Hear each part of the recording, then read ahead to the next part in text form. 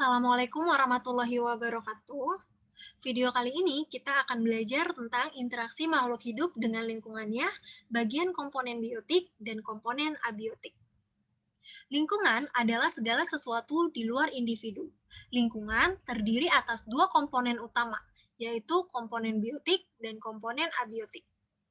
Biotik adalah semua makhluk hidup atau organisme yang ada di lingkungan, seperti manusia, hewan, tumbuhan, bakteri, virus, dan jamur. Jadi ingat ya, untuk biotik yaitu semua makhluk hidup. Nah, kalau abiotik adalah semua benda mati di permukaan bumi yang bermanfaat dan berpengaruh dalam kehidupan makhluk hidup, seperti cahaya, air, udara, dan tanah.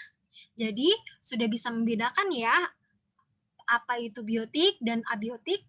Kalau biotik semua makhluk hidup, sedangkan abiotik adalah benda mati yang bermanfaat dan berpengaruh dalam kehidupan makhluk hidup. Berdasarkan peranannya, organisme dapat dikelompokkan menjadi 3 kelompok. Yang pertama ada organisme autotrof atau produsen, yang kedua ada organisme heterotrof atau konsumen, dan yang ketiga ada pengurai atau dekomposer. Kita akan bahas satu persatu. Yang pertama ada produsen. Produsen adalah organisme yang mampu menghasilkan zat makanan organik dari zat anorganik atau biasa disebut autotrof. Jika menggunakan energi cahaya untuk menyusun zat organik disebut organisme fotoautotrof. Contohnya adalah tumbuhan hijau. Jadi tumbuhan hijau ini dia bisa membuat makanan sendiri dengan proses fotosintesis. Di sini digambar contohnya ada rumput, ada padi, dan tumbuhan hijau. Lanjut, yang kedua ada konsumen. Konsumen adalah organisme yang memakan organisme lain karena tidak dapat mengubah zat anorganik menjadi organik atau biasa disebut organisme heterotrof. Jadi, konsumen ini dia tidak bisa membuat makanan sendiri sehingga dia memakan organisme lain. Nah, konsumen mempunyai beberapa bagian. Yang pertama ada konsumen satu atau biasa disebut primer atau herbivora ya, adalah organisme heterotrof yang memakan organisme autotrof.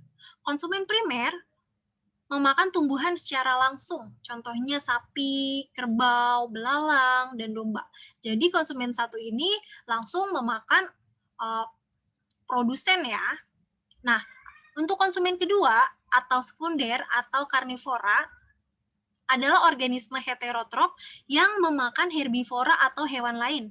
Contohnya kucing, anjing, elang, dan ular. Kemudian yang ketiga ada omnivora.